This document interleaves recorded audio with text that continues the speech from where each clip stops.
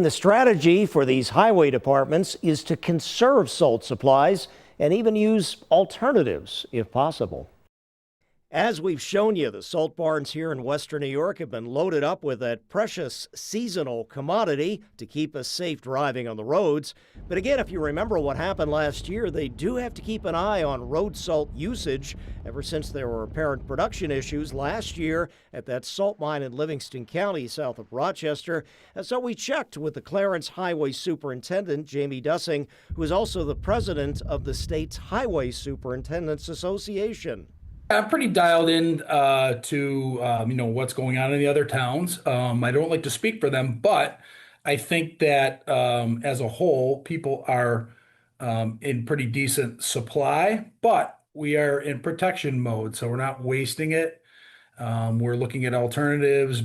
And some of those alternatives include the growing use of brine and liquid de-icing agents in tanks, which they now have in Clarence at their salt barn, as supplied by their vendor, Innovative Surface Solutions, which does have more local customers.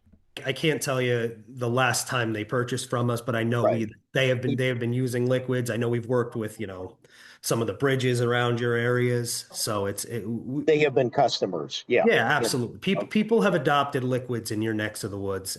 And some highway departments in some of our local communities have to be a bit more, shall we say, gritty with what they're using.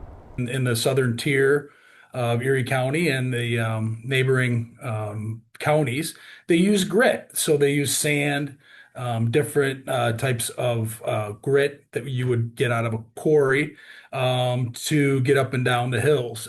In the north towns where we have closed drainage systems, there's more cleanup in the spring and more expense in the spring than it's worth.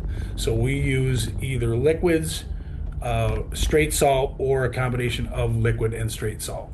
Of course, there's also the cost of road salt, which just like everything else is shot right up, rising by as much as 40% per ton in cost for some communities. That's why there was also an effort to also seek out some new suppliers for road salt.